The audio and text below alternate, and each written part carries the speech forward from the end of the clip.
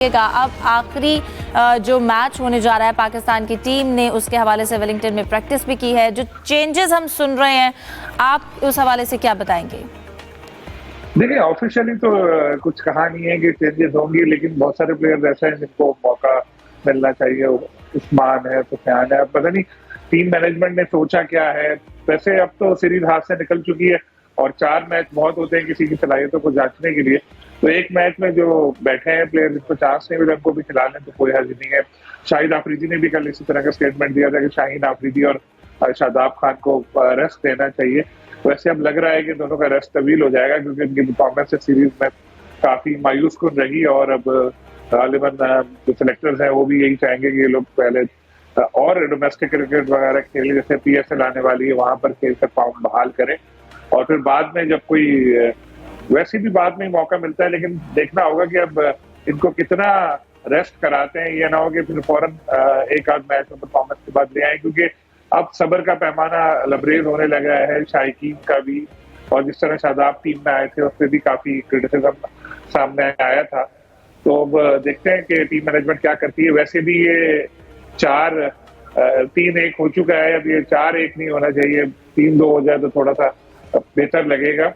आगे पाकिस्तान को और भी क्रिकेट खेलनी है। पहले 2015 में जब सीरीज हुई थी तो भूत पड़ गया था पाकिस्तान टीम के पीछे, अभी शिकस्तों का भूत पड़ गया है पाकिस्तान टीम की। आपको पता है न्यूजीलैंड में क्या हुआ था 2015?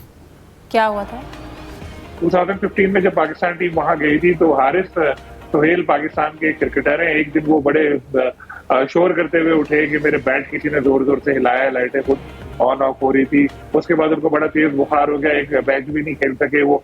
टीम मैनेजमेंट परेशान होने, बहुत बड़ा एक इशू बना था कि भूत पाकिस्तान टीम के होटल में आ गया। बाद में उस टीम के एक ऑफिशियल थे, उनसे मैंने पूछा तो उन्होंने भी बताया था कि जी ऐसा उनके कमरे में भी हुआ था कि लाइट्स जगबूझ हो रही थी और बड़ा खौफजदा सा माहौल था वहां पर। तो पता ये चला था कि जहां पर ये टीम होटल था वहां पर पहले कब्रिस्तान था कोई, उसके ऊपर टीम होटल बनाया था, तो इस वजह से हुआ था। ये बड़ा मशहूर किस्सा था।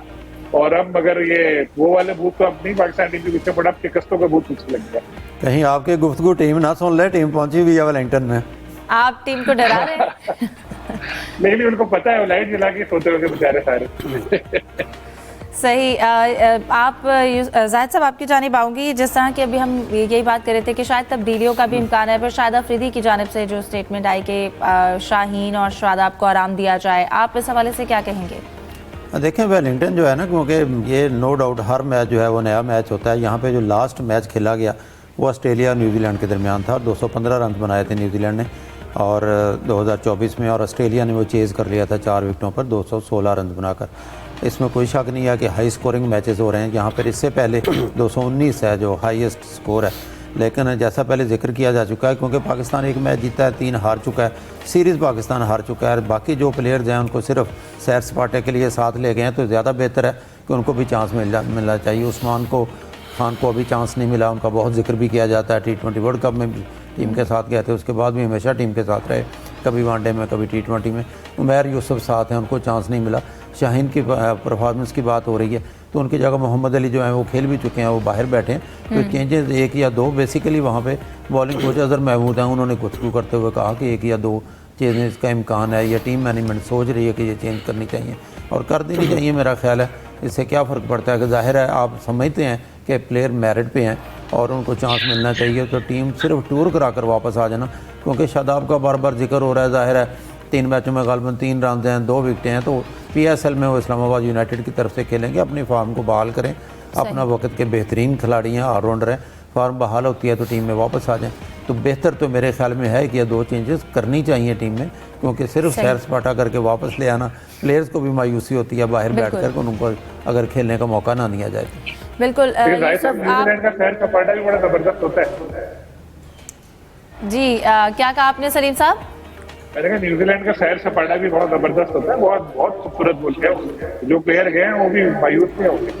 चले खाली हाथ तो नहीं आएंगे ना। सैरो तफरी हो जाएगी ये। अब न्यूजीलैंड के जाने की बड़ी ख्वाहिश है। सलीम साहब ने आज दूसरी बार न्यूजीलैंड की बड़ी तारीफ की है। वैसे नो डाउट एक अच्छा और खूबसूरत मुल्क है। तो यूसुफ साहब, हम यही चाहते हैं कि एक अच्छे खूबसूरत मुल्क से खूबसूरत यादों के साथ टीम वापस आए, और अब ये 4-1 से सीरीज खत्म नहीं होनी चाहिए।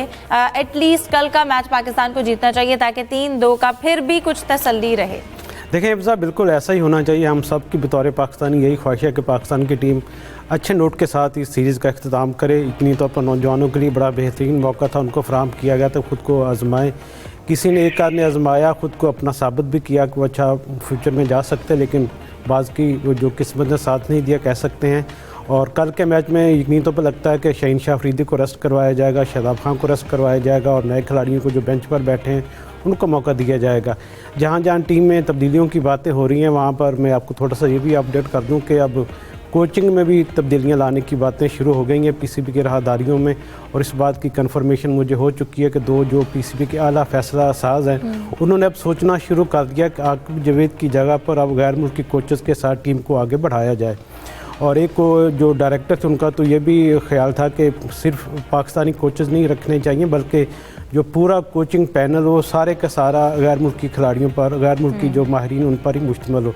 तो ऐसी चीज़ें होती रहती हैं, क्योंकि इससे पहले आपको पता है कि गैरी क्रिस्टन को मौजूदा सेटअप में फ़ारिग किया गया, जैसन गिलस्पी ने राहें अपनी जुदा की। लेकिन अब देखना ये कि पाकिस्तान क्रिकेट बोर्ड ने अब जो फ्यूचर के लिए अपनी प्लानिंग कर रहा है, जिसमें एशिया कप है, T20 वर्ल्ड कप है, उसके लिए क्या माइंड फ्रेम वो रखते हैं। टीम में तब्दीलियाँ यकीन तौर पर उन्होंने की हैं, वो क्या उसी टीम के साथ जाना चाहेंगे, क्या कोचिंग स्टाफ जो अब इस वक्त टीम के साथ है क्या उसी को कैरी ऑन करेंगे, और क्या गैर मुल्की कोचेज़ के साथ अब आगे बढ़ना चाहिए। क्योंकि गैर मुल्की कोच के साथ अगर हम जाते हैं तो फिर एक सवालिया निशान हम पीसीबी पर भी आता है कि क्या जो पहले गैरी क्रिस्टन और गिलस्पी थे उनका क्या कसूर था, उनको क्यों निकाला गया, क्या उनके रुखसती के बाद अब क्या गैर मुल्की कोचेज़ पाकिस्तान के साथ काम करने के लिए तैयार होंगे, ये वो बड़ा सवाल है जिसका जवाब शायद बिल्कुल ये एक बड़ा सवाल है यूसुफ। और जो चेंजेस हैं वो अगर अच्छे के लिए आए तो ये यकीनन बहुत अच्छी चीज़ है। सलीम साहब, जैसा कि यूसुफ ने कहा कि गैर मुल्की कोचेस जो हैं वो अग्री करते हैं पाकिस्तानी टीम के साथ, मैनेजमेंट के साथ काम करने के लिए। इसके साथ साथ हमारे बॉलिंग कोच अजहर महमूद की जानिब से भी बयान सामने आए अगेन कि हमें हार से सीखना है और हम किसी टूर्नामेंट से बाहर नहीं हुए हैं, सिर्फ सीरीज़ हारी है। तो सीखने का जो अमल है वो कब तक चलेगा, और इस सीखने के बाद क्या हमें समझ के आई है वो कब पता चलेगा? देखिए, मैंने जब से होश संभाला, क्रिकेट मैंने देखना शुरू की, मैं अखबारों में खबरें पढ़ता था, तो जब टीम हारती थी ना तो यही कहते थे सीखने के मराइल से गुजर रहे हैं, टीम तश्कील नौ के दौर से गुजर रही है। और इतना अरसा हो गया, अभी भी मैं वही देख रहा हूँ। और मेरा ख्याल है कि 20 साल बाद जो कोई देखेगा वो भी यही देखेगा। क्रिकेट का यहाँ पर यही होता है, कुछ अल्फाज रट लिए हैं और वही जो है दोहराते रहते हैं। गैर मुल्की तो अभी भी देखें, अजहर महमूद भी गैर मुल्की है, बरतानवी की शहरियत है। हमारे मेंटोर वकार यूनुस वो भी गैर मुल्की है, ऑस्ट्रेलियाई है। हमारे मेंटोर सकलैन मुश्ताक वो भी रहती है, वो बरतानवी है। तो वैसे भी क्रिकेटर तो हमारे बहुत सारे, और भी बहुत सारे करंट क्रिकेटर्स भी ऐसे हैं जिन्होंने एक दूसरे मुल्क से वहां पर अपनी कोई नेशनलिटी वगैरह तो नहीं, लेकिन एक कार्ड वगैरह अपना बनाया हुआ है। तो ये तो चल ही रहा होता है। लेकिन ये यूसुफ साहब ने बहुत अच्छी बात बोली कि जिस तरह गैरी क्रिस्टन और जेसन गिलस्पी को हटाया गया, क्या उसके बाद कोई बड़ा नाम हमारे यहाँ आने को तैयार होगा? मुझे लगता है बहुत मुश्किल है।